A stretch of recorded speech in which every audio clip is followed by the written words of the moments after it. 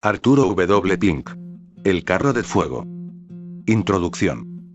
Generación tras generación, los siervos del Señor han buscado la edificación de los creyentes en el estudio del relato del Antiguo Testamento.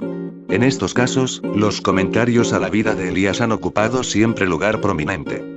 Su aparición repentina de la oscuridad más completa, sus intervenciones dramáticas en la historia nacional de Israel, sus milagros, su partida de la tierra en un carro de fuego, sirven para cautivar el pensamiento tanto del predicador como del escritor. El Nuevo Testamento apoya este interés. Si Jesucristo es el profeta como Moisés, también Elías tiene su paralelo en el Nuevo Testamento, Juan, el más grande de los profetas. Y, lo que es todavía más notable, Elías mismo reaparece de forma visible cuando con Moisés, en el monte de la magnífica gloria, habla de la contienda que ganó nuestra vida con el Hijo de Dios encarnado. ¡Qué sublime honor fue este! Moisés y Elías son los nombres que no solo brillan con pareja grandeza en los capítulos finales del Antiguo Testamento, sino que aparecen también como representantes vivientes de la hueste redimida del Señor, los resucitados y los traspuestos en el Monte Santo, donde conversan de la salida que su Señor y Salvador había de cumplir en el tiempo designado por el Padre. Es el representante transpuesto, la segunda de las maravillosas excepciones en el Antiguo Testamento del reino universal de la muerte, cuyo retrato se traza en las páginas que siguen. Aparece, como la tempestad, desaparece como el torbellino, dijo el obispo Hall en el siglo XVII. Lo primero que oímos de él es un juramento y una amenaza. Sus palabras, como rayos, parecen rasgar el firmamento de Israel. En una ocasión famosa, el Dios de Abraham, Isaac y Jacob respondió a estas con fuego sobre el altar del holocausto. A lo largo de la carrera sorprendente de Elías, el juicio y la misericordia están entremezclados. Desde el momento en que aparece, sin padre, sin madre, como si fuera el hijo de la tierra, hasta el día, cuando cayó su manto y cruzó el río de la muerte sin gustarla, ejerció un ministerio solo comparable al de Moisés, su compañero en el monte. Era, dice el obispo Hall, el profeta más eminente reservado para la época más corrupta. Es conveniente, por lo tanto, que las lecciones que puedan derivarse legítimamente del ministerio de Elías sean presentadas de nuevo a nuestra propia generación. El hecho de que la profecía no tenga edad es un testimonio notable de su origen divino. Los profetas desaparecen, pero sus mensajes iluminan todas las edades posteriores. La historia se repite. La impiedad e idolatría desenfrenadas del reinado de Acab viven todavía en las profanaciones y corrupciones groseras de nuestro siglo XX. La mundanalidad y la infidelidad de una Jezabel, con toda su terrible fealdad, no solo se han introducido en la escena del día de hoy, sino que han penetrado en nuestros hogares y se han acomodado en nuestra vida pública. A. W. Pink, 1886-1952, autor de La presente vida de Elías, tuvo una amplia experiencia de las condiciones reinantes en el mundo de habla inglesa. Antes de fijar su residencia en la Gran Bretaña, alrededor del año 1930, había ejercido su ministerio en Australia y en los Estados Unidos de América. Después se dedicó a la exposición bíblica, especialmente por medio de la revista que fundó. Su estudio de Elías es particularmente apropiado a las necesidades de la hora presente. Nos toca vivir días en los que el alejamiento de los antiguos hitos del pueblo del Señor es vasto y profundo. Las verdades que eran preciosas a nuestros antepasados ahora son pisoteadas como fango de la calle. Muchos, ciertamente, pretenden predicar y promulgar otra vez la verdad con nuevo atavío, pero este ha resultado ser la mortaja de la misma en vez de las vestiduras hermosas que los profetas conocían. A. W. Pink se sintió llamado claramente a la obra de combatir la impiedad reinante con la vara del furor de Dios. Con este objeto acometió la exposición del ministerio de Elías, aplicándolo a la situación contemporánea. Tiene un mensaje para su propia nación, y también para el pueblo de Dios. Nos muestra que el reto antiguo ¿dónde está Jehová, el Dios de Elías? No es una mera pregunta retórica. ¿Dónde? Ciertamente. ¿Hemos perdido nuestra fe en él? ¿La oración ferviente y eficaz no tiene lugar en nuestros corazones? ¿No podemos aprender de la vida de un hombre sujeto a semejantes pasiones que nosotros? Si poseemos la sabiduría que viene de lo alto, diremos con Josías Conder: nuestro corazón, Señor, con esta gracia inspira. Responde a nuestro sacrificio con el juego, y declara por tus obras poderosas que eres tú el Dios que escucha el ruego. Si tal es nuestro anhelo, la vida de Elías aventará la sagrada llama. Si carecemos del tal, que el Señor usa esta obra para traer convicción a nuestros espíritus indolentes, y para convencernos de que la prueba del Carmelo es todavía absolutamente válida, el Dios que respondiere por fuego, ese sea Dios. S. M. Houghton. Enero, 1963. La dramática aparición de Elías. Elías apareció en la escena de la acción pública durante una de las horas más oscuras de la triste historia de Israel. Se nos presenta al principio de Reyes 17, y no tenemos que hacer más que leer los capítulos precedentes para descubrir el estado deplorable en que se hallaba entonces el pueblo de Dios. Israel se había apartado flagrante y dolorosamente de Jehová, y aquello que más se le oponía estaba establecido de modo público. Nunca había caldo tan bajo la nación favorecida. Habían pasado 58 años desde que el reino fue partido en dos, a la muerte de Salomón. Durante ese breve periodo, nada menos que 7 reyes reinaron sobre las 10 tribus, y todos ellos, sin excepción, eran hombres malvados. Es en verdad doloroso trazar sus tristes carreras, y aún más trágico ver cómo ha habido una repetición de las mismas en la historia de la cristiandad. El primero de esos 7 reyes era Jeroboam. Acerca de él leemos que hizo 2 becerros de oro, y dijo al pueblo: harto habéis subido a Jerusalén. He aquí tus dioses, oh Israel, que te hicieron subir de la tierra de Egipto. Y puso el uno en Betel, y el otro puso en Dan. Y esto fue casi 6 años de pecado. Porque el pueblo iba a adorar delante del uno, hasta Dan. Hizo también casa de altos, e hizo sacerdotes de la clase del pueblo, que no eran de los hijos de Leví. Entonces instituyó Jeroboam solemnidad en el mes 8, a los 15 del mes, conforme a la solemnidad que se celebraba en Judá. Y sacrificó sobre el altar. Así hizo en Betel, sacrificando a los becerros que había hecho. Ordenó también en Betel sacerdotes de los altos que él había fabricado. Y Reyes 12, 28, 32. Quede debidamente claro que la apostasía comenzó con la corrupción del sacerdocio, al instalar en el servicio divino hombres que nunca habían sido llamados y aparejados por el Señor. Del siguiente rey, Nadab, se dice que hizo lo malo ante los ojos de Jehová, andando en el camino de su padre, y en sus pecados con que hizo pecar a Israel. Primero Reyes 15, 26. Le sucedió en el trono el mismo hombre que le había asesinado, Baasa. Primero Reyes 15, 27. Siguió después Ela, un borracho, quien a su vez fue asesinado. Y Reyes 16, 8, 10. Su sucesor, Zimri, fue culpable de traición. Y Reyes 16, 20. Le sucedió un aventurero militar llamado Omri, del cual se nos dice que hizo lo malo a los ojos de Jehová, e hizo peor que todos los que habían sido antes de él, pues anduvo en todos los caminos de Jeroboam hijo de Nabat, y en su pecado con que hizo pecar a Israel, provocando a ira a Jehová Dios de Israel con sus ídolos. Y Reyes 16, 25,26. El ciclo maligno fue completado con el hijo de Omri, ya que era aún más vil que todos los que le habían precedido. Y Acab hijo de Omri hizo lo malo a los ojos de Jehová sobre todos los que fueron antes de él. Porque les fue ligera cosa andar en los pecados de Jeroboam hijo de Nabat, y tomó por mujer a Jezabel hija de Baal rey de los Sidonios, y fue y sirvió a Baal, y lo adoró. Y Reyes 16, 30,31. Esta unión de Acab con una princesa pagana trajo consigo, como bien podía esperarse, pues no podemos pisotear la ley de Dios impunemente, las más terribles consecuencias. Toda traza de adoración pura a Jehová desapareció en breve espacio de tiempo y, en su lugar, la más grosera idolatría apareció en forma desenfrenada. Se adoraban los becerros de oro en Dan y en Betel, se edificó un templo a Baal en Samaria, los bosques de Baal se multiplicaron, y sus sacerdotes se hicieron cargo por completo de la vida religiosa de Israel. Se declaraba llanamente que Baal vivía y que Jehová había cesado de existir. Cuán vergonzoso era el estado de cosas se ve claramente en las palabras que siguen. Hizo también Acab un bosque. Y añadió Acab haciendo provocar a ira a Jehová Dios de Israel, más que todos los reyes de Israel que antes de él habían sido. Y Reyes 16, 33. El desprecio a Jehová Dios, y la impiedad más descarada habían alcanzado su punto culminante. Esto se hace más evidente aún en el v34. En su tiempo Hiel de Betel reedificó a Jericó.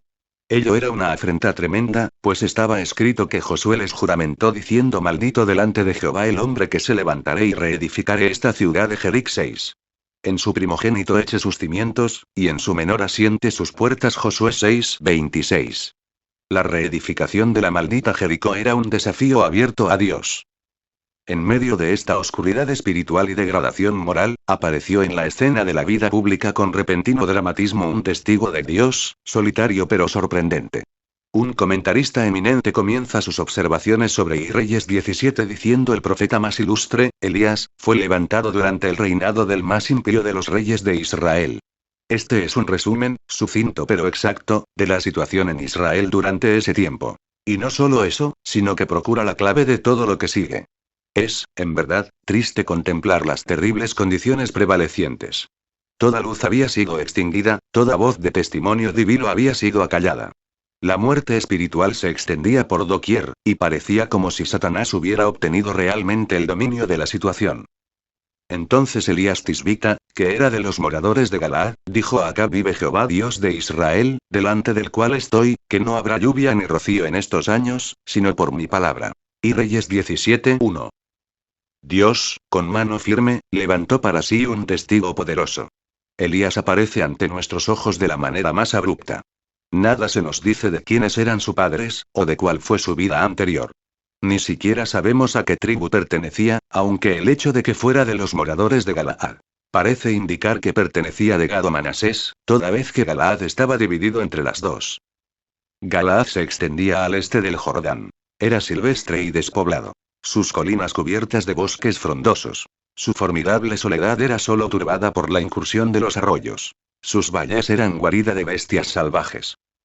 Como hemos observado con anterioridad, Elías se nos presenta de modo extraño en la narración divina, sin que se nos diga nada de su linaje ni de su vida pasada. Creemos que hay una razón típica por la cual el Espíritu no hace referencia alguna a la ascendencia de Elías. Como Melquisedec, el principio y el final de su historia están ocultos en sagrado misterio. Así como, en el caso de Melquisedec, la ausencia de mención alguna acerca de su nacimiento y muerte fue determinada divinamente para simbolizar el sacerdocio y la realeza eternos de Cristo, haz también el hecho de que no conozcamos nada acerca del padre y de la madre de Elías, y el hecho ulterior de que fuera transpuesto sobrenaturalmente a este mundo sin pasar por los portales de la muerte, le señalan como el precursor simbólico del profeta eterno. De ahí que la omisión de tales detalles esbocen la eternidad de la función profética de Cristo.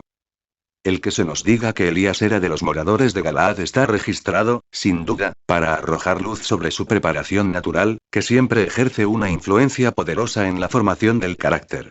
Los habitantes de aquellas colinas reflejaban la naturaleza de su medio ambiente, eran bruscos y toscos, graves y austeros, habitaban en aldeas rústicas, y subsistían de sus rebaños. Como hombre curtido por la vida al aire libre, siempre envuelto en su capa de pelo de camello, acostumbrado a pasar la mayor parte de su vida en la soledad, y dotado de una resistencia que le permitía soportar grandes esfuerzos físicos, Elías debía ofrecer un marcado contraste con los habitantes de las ciudades de los valles, y de modo especial con los cortesanos de vida regalada de palacio. No tenemos manera de saber qué edad contaba Elías cuando el Señor le concedió por primera vez una revelación personal y salvadora de sí mismo, ya que no poseemos noticias de su previa formación religiosa.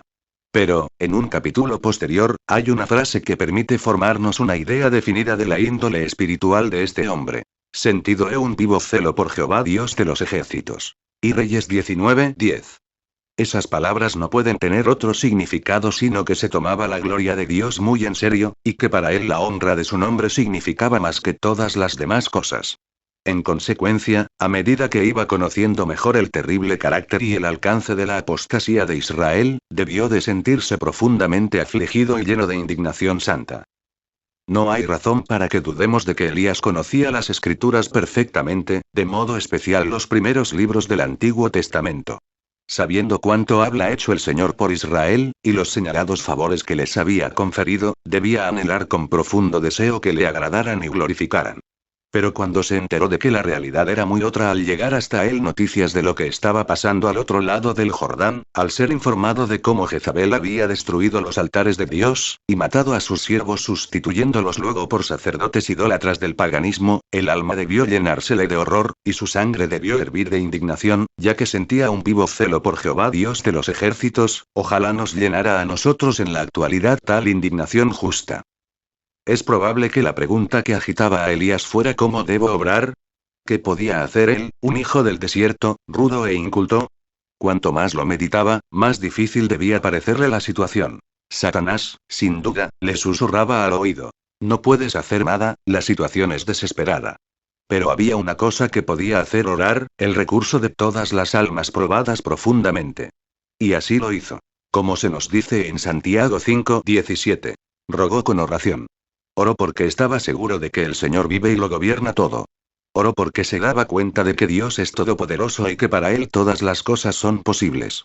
Oró porque sentía su propia debilidad e insuficiencia, y, por lo tanto, se allegó a aquel que está vestido de poder y que es infinito y suficiente en sí mismo. Pero, para ser eficaz, la oración debe basarse en la palabra de Dios, ya que sin fe es imposible agradarle, y uno a fe es por el oír. Y el oír por la palabra de Dios. Romanos 10:17. Hay un pasaje en particular en los primeros libros de la Escritura que parece haber estado fijo en la atención de Elías. Guardaos, pues, que vuestro corazón no se infatúe, y os apartéis y sirváis a dioses ajenos, y os inclinéis a ellos. Y así se encienda el furor de Jehová sobre vosotros, y cierre los cielos, y no haya lluvia, ni la tierra dé su fruto. Deuteronomio 11:16-17. Este era exactamente el crimen del cual Israel era culpable: se había apartado y servía a dioses falsos. Supongamos, pues, que este juicio divinamente pronunciado no fuera ejecutado, ¿no parecería, en verdad, que Jehová era un mito, una tradición muerta?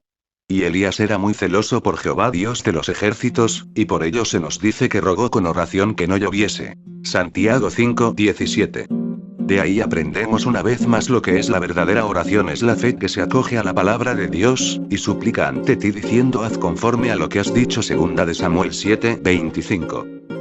Rogó con oración que no lloviese. ¿Hay alguien que exclame qué oración más terrible? Si es así, preguntamos nosotros, ¿no era mucho más terrible que los favorecidos descendientes de Abraham, Isaac y Jacob despreciaran a Dios y se apartaran de él, insultándole descaradamente al adorar a Baal? ¿Desearía que el Dios 3 veces santo cerrara los ojos ante tales excesos? ¿Pueden pisotearse sus leyes impunemente? ¿Dejará el Señor de imponer el justo castigo? ¿Qué concepto del carácter divino se formarían los hombres si Dios luciera caso omiso de las provocaciones? Las Escrituras contestan que porque no se ejecuta luego sentencia sobre la mala obra, el corazón de los hijos de los hombres está en ellos lleno para hacer mal. Eclesiastés 8:11. Y no solo eso, sino que Dios declaró: estas cosas hiciste, y yo he callado. Pensabas que de cierto ría yo como tú. Yo te arguiré, y pondrélas delante de tus ojos. Salmo 50:21. Amigo lector. Hay algo muchísimo más temible que las calamidades físicas y el sufrimiento: la delincuencia moral y la apostasía espiritual. Pero, ay, ¿se comprende tampoco esto hoy en día? ¿Qué son los crímenes cometidos contra el hombre en comparación con los pecados arrogantes contra Dios? Asimismo, ¿qué son los reveses nacionales comparados con la pérdida del favor divino? La verdad es que Elías tenía una escala de valores verdadera. Sentía un vivo celo por Jehová Dios de los ejércitos, y por lo tanto rogó que no lloviese. Las enfermedades desesperadas requieren medidas drásticas, y, al orar, Elías recibió la certeza de que su petición era concedida, y que tenía que ir a comunicárselo a Acab.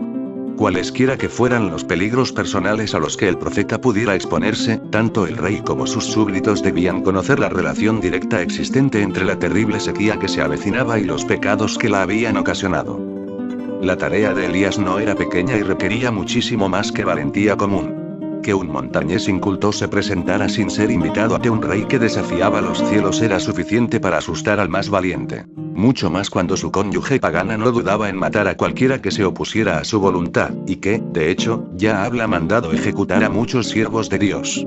Siendo así, ¿qué probabilidad había de que ese galaadita solitario escapase con vida?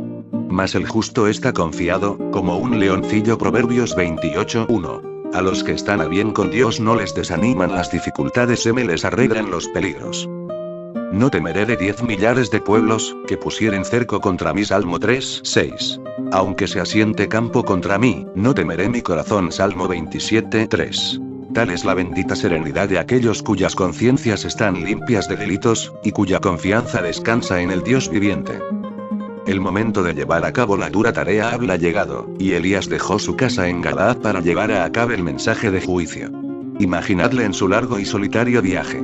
¿Cuáles eran sus pensamientos? ¿Se acordaría de la semejante misión encargada a Moisés cuando fue enviado por el Señor a pronunciar su ultimátum al soberbio monarca de Egipto?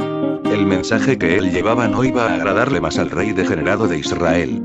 No obstante, tampoco tal recuerdo había de disuadirle o intimidarle, sino que el pensar en la secuela había de fortalecer su fe.